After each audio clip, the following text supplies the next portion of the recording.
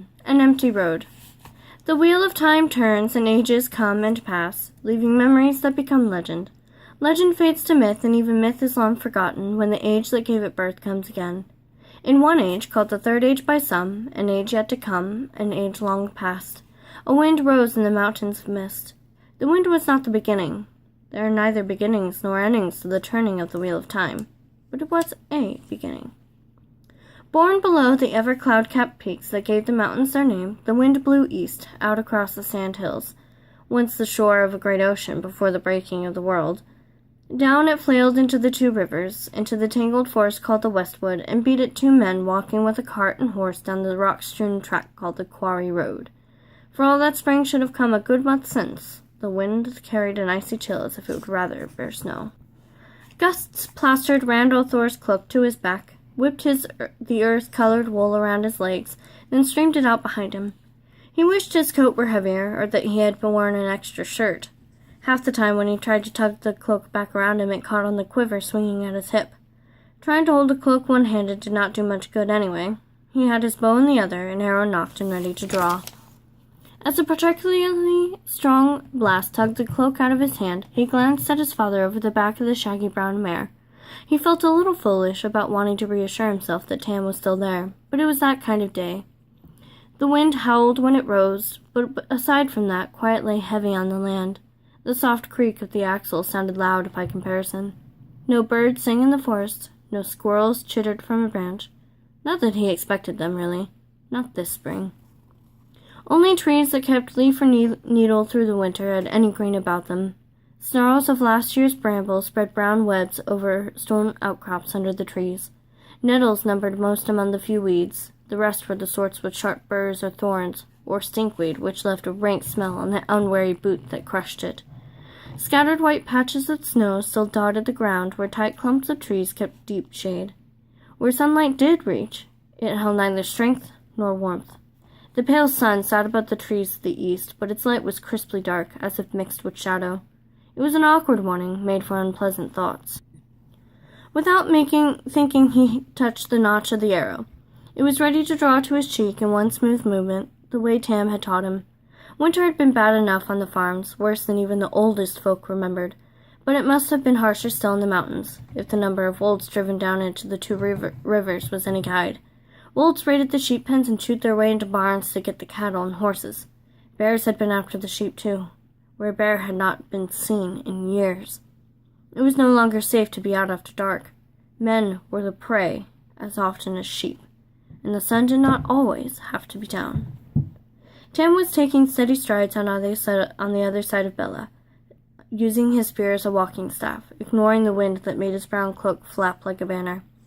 Now and again he touched the mare's flank lightly to remind her to keep moving. With his thick chest and broad face, he was a pillar of reality in the morning, like a stone in the middle of a drifting dream. His sun-roughened cheeks might have been belined, and his hair have only a sprinkling of black among the gray, but there was a solidness to him, as though a flood could wash around him without uprooting his feet. He stumped down the road now impassively. Wolves and bears were all very well, his manner said, things that any man who kept sheep must be aware of, but they had best not try to stop Tam Thor getting to Emond's field. With a guilty start, Rand returned to watching his side of the road, Tam's matter-of-factness reminding him of his task. He was a head taller than his father, taller than anyone else in the district, and had little of Tam in him physically, except perhaps for a breadth of shoulder. Gray eyes and the reddish tinge to his hair came from his mother, so Tam said. She had been an outlander, and Rand remembered little of her aside from a smiling face, though he did put flowers on her grave every year, at Beltane in the spring and at Sunday in the summer. 2 small casks of Tam's apple brandy rested in the lurching cart, and 8 larger barrels of apple cider, only slightly hard after a winter's curing. Tam delivered the same every year to the Wine Spring Inn for use during Beltane, and he had declared that it would take more than wolves or a cold wind to stop him this spring. Even so, they had not been to the village for weeks. Not even Tam traveled much these days, but Tam had given his word about the brandy and cider, even if he had waited to make delivery until the day before festival. Keeping his word was important to Tam. Rand was just glad to get away from the farm, almost as glad as about the coming of Beltane. As Rand watched his side of the road, the feeling grew in him that he was being watched. For a while he tried to shrug it off. Nothing moved or made a sound among the trees except the wind, but the feeling was not only persisted, it grew stronger. The hairs on his arms stirred, his skin prickled as if it itched on the inside. He shifted his bow irritably to rub at his arms, and told himself to stop letting fantasies take him. There was nothing in the woods on his side of the road, and Tam would have spoken if there had been anything on the other. He glanced over his shoulder and blinked. Not more than 20 spans back down the road, a cloaked figure on horseback followed them, horse and rider alike black, dull, and ungleaming. It was more habit than anything else that kept him walking backward again alongside the cart even while he looked. The rider's cloak covered him to his boot tops. The cowl tugged all forward, so no part of him showed. Vaguely, Rand thought there was something odd about the horseman, but it was the shadowed opening of the hood that fascinated him. He could see only the vaguest outlines of a face, but he had the feeling he was looking right into the rider's eyes, and he could not look away. Queasiness settled in his stomach. There was only shadow to see in the hood, but he felt hatred as sharply as if he could see a snarling face. Hatred for everything that lived. Hatred for him most of all. For him above all things. Abruptly, a stone caught his heel and he stumbled, breaking his eyes away from the dark horseman. His bow dropped to the road, and only an outthrust hand grabbing Bella's harness saved him from falling flat on his back. With a startled snort, the mare stopped, twisting her head to see what had caught her. Tam frowned over Bella's back at him. "Are you all right, lad?" "A rider," Rand said breathlessly, pulling himself upright. "A stranger, following us." "Where?" The older man lifted his broad black-bladed spear and peered back warily. "There, down the—" Rand's words trailed off as he turned to point. The road behind was empty. Disbelieving, he stared into the forest on both sides of the road. Bare-branched trees offered no hiding place, but there was not a glimmer of horse or horseman. He met his father's questioning gaze. He was there, a man in a black cloak on a black horse. "I wouldn't doubt your word, lad, but where has he gone?" "I don't know, but he was there." He snatched up the fallen bow and arrow, hastily checked the fletchling before re-knocking, and half drew before letting the bowstring relax. There was nothing to aim at. "He was!" Tam shook his grizzled head. "If you say so, lad. Come on, then. A horse leaves hoofprints even on this ground." He started toward the rear of the cart, his cloak whipping in the wind. "If we find them, we'll know for a fact he was there. If not, well, these are days to make a man think he's seen things." Abruptly, Rand realized what had been odd about the horseman. Aside from his being there at all, the wind that beat at Tam and him had not so much as shifted a fold of that black cloak. His mouth was suddenly dry. He must have imagined it. His father was right. This was a morning to prickle a man's imagination. But he did not believe it. Only, how did he tell his father that the man had abruptly vanished into thin air, wore a cloak that wind did not touch? With a worried frown, he peered into the woods around them. It looked different than it had ever before. Almost since he was old enough to walk, he had run loose in the forest. The ponds and streams of the waterwood beyond the last farms east of Emond's field were where he learned to swim. He had explored into the sandhills, which many in the two rivers said was bad luck, and once he had even gone to the very foot of the mountains of mist, him and his closest friends, Matt Cawthon and Perrin Abara. That was a lot further afield than most people in Emondsfield ever went. To them, a journey to the next village, up to Watch Hill, or down to Devon Ride was a big event. Nowhere in all of that had he found a place that made him afraid. Today, though, the Westwood was not the place he remembered. A man who could disappear so suddenly could reappear just as suddenly, maybe even right beside them. "No, father, there's no need." When Tam stopped in surprise, Rand covered his flush by tugging at the hood of his cloak. "You're probably right. No point looking for what isn't there. Not when we can use the time getting onto the village and out of this wind." "I could do with a pipe," Tam said slowly, "and a mug of ale where it's warm." Abruptly he gave a broad grin. "And I expect you're eager to see Egwin." Rand managed a weak smile. Of all things he might want to think about right then, the mayor's daughter was far down the list. He did not need any more confusion. For the past year, she had been making him increasingly jittery whenever they were together. Worse, she did not even seem to be aware of it. No, he certainly did not want to add Egwene to his thoughts. He was hoping his father had not noticed he was afraid when Tam said, "Remember the flame, lad, and the void." It was an odd thing Tam had taught him. Concentrate on a single flame and feed all your passions into it, fear, hate, anger, until your mind became empty. Become one with the void, Tam said, and you could do anything. Nobody else in Emondfield talked that way, but Tam won the archery competition at Beltime every year with his flame and his void. Rand thought he might have a chance at placing this year himself if he could manage to hold on to the void. For Tam to bring it up now meant that he had noticed, but he said nothing more about it. Tam clucked Bella into motion once more, and they resumed their journey, the older man striding along as if nothing untoward had happened and nothing untoward could. Rand wished he could imitate him. He tried forming the emptiness in his mind, but it kept slipping away into images of the black-cloaked horseman. He wanted to believe that Tam was right, that the writer had just been his imagination, but he could remember that feeling of hatred too well. There had been someone, and that someone had meant him harm. He did not stop looking back until the high-peaked thatched roofs of Emond's field surrounded him. The village lay close onto the westwood, the forest gradually thinning until the last few trees stood actually among the stout frame houses. The land sloped gently down to the east, though not without patches of woods. Farms and hedge-bordered fields and pastures quilted the land beyond the village all the way to the waterwood and its tangled streams and ponds. The land to the west which was just as fertile, and the pastures there lush in most years, but only a handful of farms can be found in the westwood.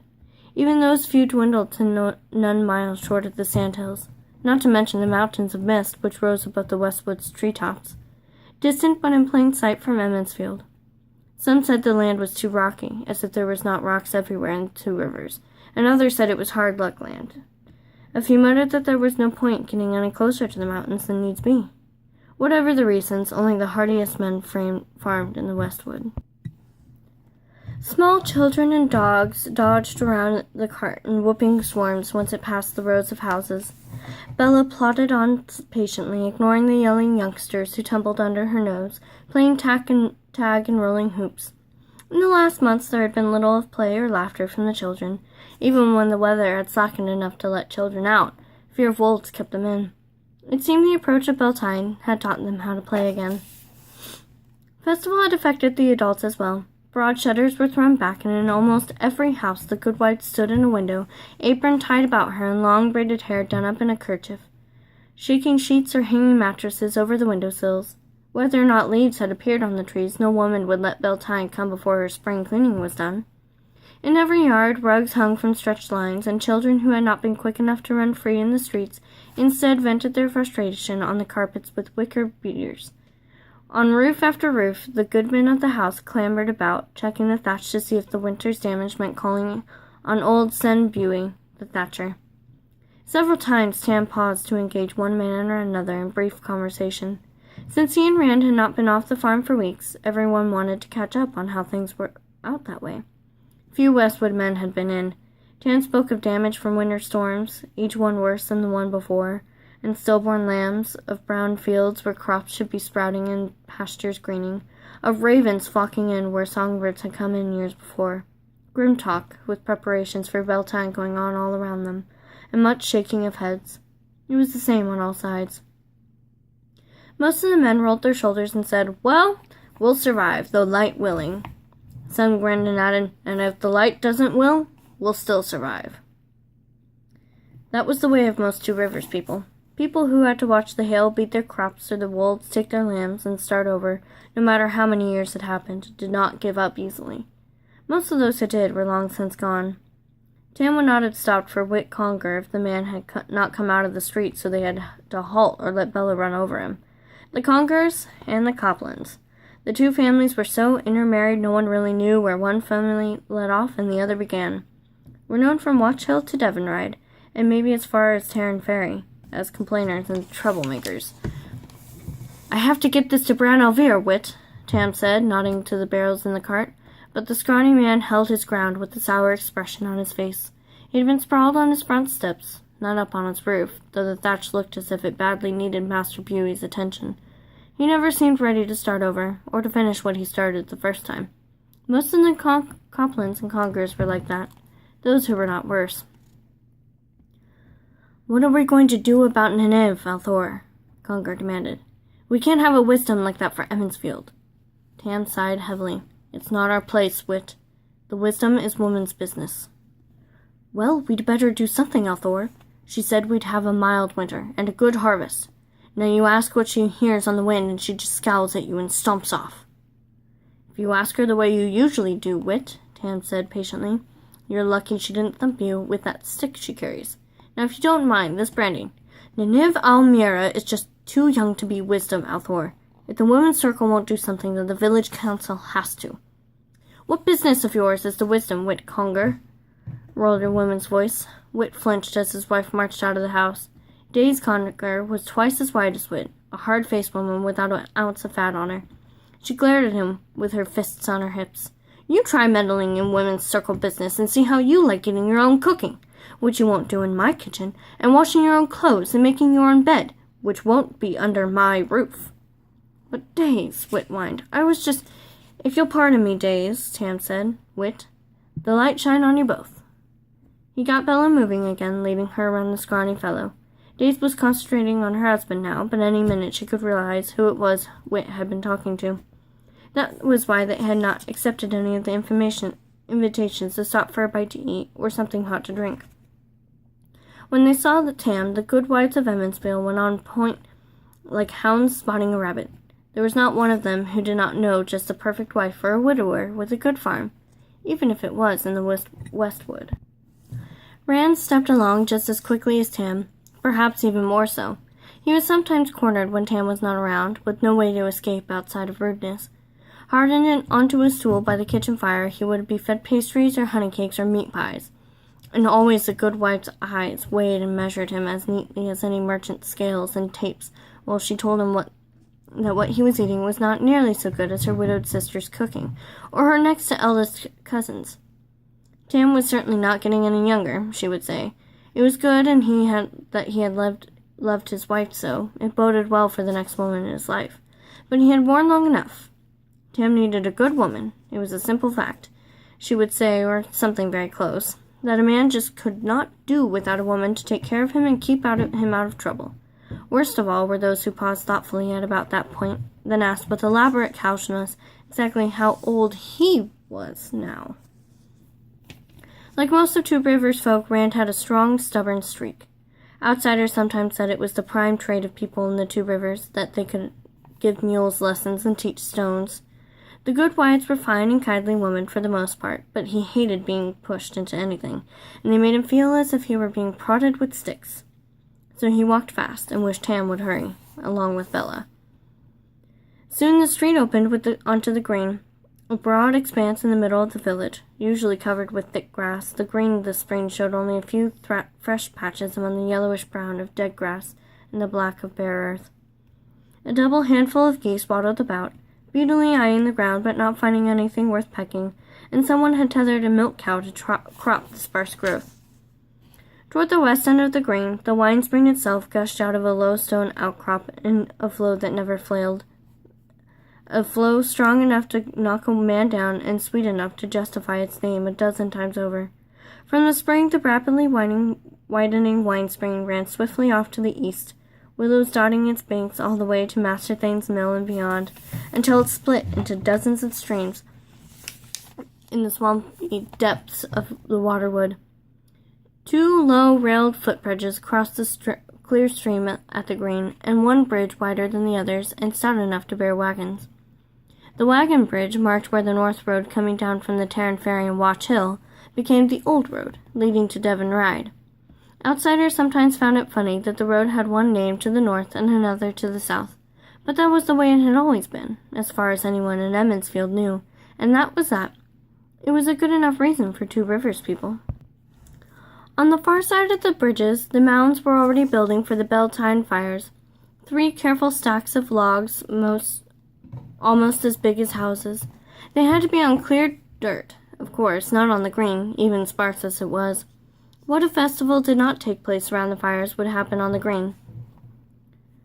Near the wine spring, a score of older women sang softly as they erected the spring pole. Shorn of its branches, the straight, slender trunk of a fir tree stood 10 feet high, even in the hole they had dug for it.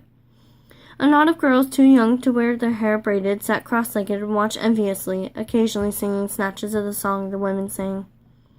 Tam clucked at Bella as if to make her speed her pace, though she ignored it, and Rand studiously kept his eyes from what the women were doing. In the morning, the men would pretend to be surprised to find the pole. Then at noon, the unmarried women would dance the pole, untwining it with long colored ribbons while the unmarried men sang. No one knew when the custom began, or why. It was another thing that was the way it had always been, but it was an excuse to sing and dance, and nobody in the two rivers needed much excuse for that. The whole day of Beltane would be taken up with singing and dancing and feasting, with some time out for foot races and contests in almost everything. Prizes would be given not only in archery, but for the best with the sling and the quarterstaff. There would be contests at solving riddles and puzzles at the rope tug, and lifting and tossing weights. Prizes for the best singer, the best dancer, and the best fiddle player, for the quickest to shear a sheep, even the best at bowls and at darts. Beltane was supposed to come when spring had well and truly arrived, the first lambs born and the first crop up. Even with the cold hanging on, though, no one had any idea of putting it off. Everyone could use a little singing and dancing, and to top everything, if the rumors could be believed, a grand display of fireworks was planned for the green, if the first peddler of the year appeared in time, of course. That had been causing considerable talk. It was 10 years since the last display, and that was still talked about. The Whispering Inn stood at the east end of the green, hard beside the wagon bridge. The first floor of the inn was river rock, though the foundation was of older stone some said came from the mountains. The whitewashed second story, where Brandolin Alver, the innkeeper and mayor of Emonsfield for the past 20 years, lived in the back with his wife and daughters, jutted out over the lower floor all the way around. Red roof tile, the only such roof in the village, glittered in the weak sunlight, and smoke drifted from the 3 of the inn's dozen tall chimneys. At the south end of the inn, away from the stream, stretched the remains of a much larger stone foundation, once part of the inn, or so it was said. A huge oak grew in the middle of it now, with a bole 30 paces around and spreading branches as thick as a man. In the summer, Bran Alvier set tables and benches under those branches, shady with leaves then, where people could enjoy a cup and a cooling breeze while they talked or perhaps set out a board for a game of stones. "Here we are, lad." Tam reached for Bella's harness, but she stopped in front of the inn before his hand touched leather. "Knows the way better than I do." He chuckled. As the last creak of the axle faded, Bran Alver appeared from the inn, singing as always, to step too lightly for a man of his girth, nearly double that of anyone else in the village. A smile split his round face, which was topped by a sparse fringe of gray hair. The innkeeper was in his shirt-sleeve despite the chill, with a spotless white apron wrapped around him. A silver medallion in the form of a set of balance scales hung on his chest. The medallion, along with the full-size set of scales used to weigh the coins of the merchants who came down from Berlon for wool or tobacco, was the symbol of the mayor's office. Bran only wore it for dealing with the merchants and for festivals, feast days, and weddings. He had it on a day early now, but that night was winter night, the night before Beltane, when everyone would visit back and forth almost the whole night long, exchanging small gifts, having a bite to eat, and a touch to drink at every house. After the winter, Round thought, he probably considers winter night excuse enough not to wait until tomorrow. "Tam!" the mayor shouted as he hurried toward them. "The lights shine on me. It's good to see you at last. And you, Round. How are you, my boy?" "Fine, Master Alver," Rand said. "And you, sir?" But Bran's attention was already back on Tam. "I was almost beginning to think you wouldn't be bringing your brandy this year. You've never waited so late before." "I've no liking for leaving the farm these days, Bran," Tam replied. "Not with the wolves and the way they are, and the weather." Bran harumphed. "I could wish somebody wanted to talk about something besides the weather. Everyone complains about it, and folk who should know better expect me to set it right. I've just spent 20 minutes explaining to Mistress O'Donnell that I can do nothing about the storks, though what she expected me to do. He shook his head. An ill omen, a scratchy voice announced. No storks nesting on their rooftops at Beltane.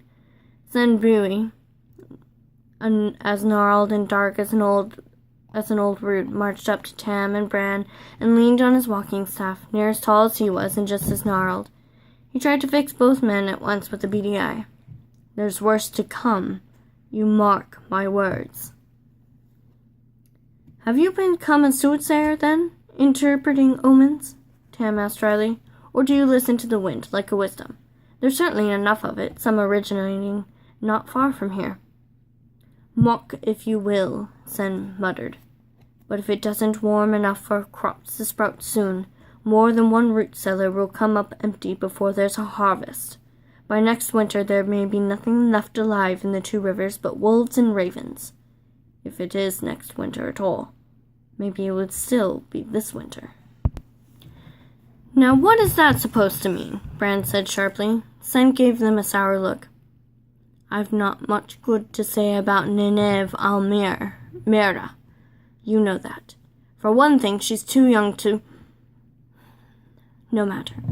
The woman's circle seems to object to the village council even talking about their business, though they interfere in ours whenever they want to, which is most of the time, or so it seems to... Sen! Tam broke in. Is there a point to this? This is the point, Althor. Ask the wisdom when the winter will end and she walks away. Maybe she doesn't want to tell us what she hears on the wind.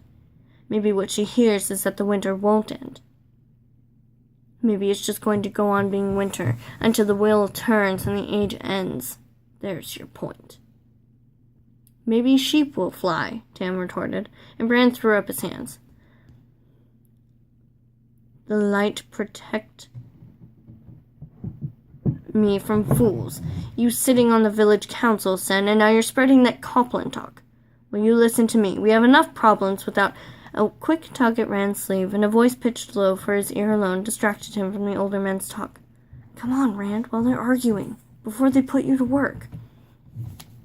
Rand glanced down and had to grin. Matt Cawthon crouched beside the cart so Tam and Bran and Sen could not see him. His wiry body contorted like a stork ready to bend itself double. Matt's brown eyes twinkled with mischief, as usual. Dave and I caught a big old badger, all grouchy at being pulled out of his den. We're going to let it loose on the green and watch the girls run. Rand's smile broadened. It did not sound as much like fun to him as it would have a year or two back. But Matt never seemed to grow up. He took a quick look at his father. The men had their heads together still, all three talking at once, and then lowered his own voice. I promised to unload this cider. I can meet you later, though. Matt rolled his eyes skyward. Toting barrels? Burn me. I'd rather play stones with my baby sister. Well, I know of better things than a badger. We had strangers in the two rivers last evening. For an instant, Rand stopped breathing. A man on horseback? He asked intently. A man in a black cloak on a black horse, and his cloak doesn't move in the wind? Matt swallowed his grin, and his voice dropped to an even harsher whisper. You saw him, too? I thought I was the only one. Don't laugh, Rand. But he scared me. I'm not laughing. He scared me, too. I could swear he hated me, that he wanted to kill me. Rand shivered. Until that day, he had never thought of anyone wanting to kill him. Really, he had never thought of anyone wanting... Until that day, he had never thought of anyone wanting to kill him. Really wanting to kill him. That sort of thing just did not happen in the Two Rivers. A fist fight, maybe, or a wrestling match, but not killing. I don't know about hating Rand, but he was scary enough anyway. All he did was sit on his horse looking at me, just outside the village, but I've never been so frightened in my life. Well, I looked away just for a moment. It wasn't easy, mind you, and then I looked back. He'd vanished. Blood and ashes. 3 days it's been, and I can't hardly stop thinking about him. I keep looking over my shoulder. Matt attempted a laugh that came out as a croak. Funny how being scared takes you. You think strange things. I actually thought, just for a minute, mind, It might be the dark one. He tried another laugh, but no sound at all came out this time. Rand took a deep breath, as much to remind himself as for any other reason. He said by rote, "The Dark One and all of the Forsaken are bound in Shaiol Ghul, beyond the Great Blight, bound by the Creator at the moment of creation, bound until the end of time. The hand of the Creator shelters the world, and the light shines on us all." He drew another breath and went on. "Besides, if he was free, what would the Shepherd of the Night be doing in the Two Rivers watching farm boys? I don't know, but I do know that Ryder was evil. Don't laugh, I'll take oath on it. Maybe it was the dragon." "You're just full of cheerful thoughts, aren't you?" Rand muttered. "You sound worse than Set. My mother's always said the Forsaken would come for me if I didn't mend my ways. If I ever saw anybody who looked like Ishmael or Agenor, it was him." "Everybody's mother scared them with the Forsaken," Rand said dryly. "But most grow out of it. Why not the Shadow Man, while you're about it?" Matt glared at him. "I haven't been so scared since...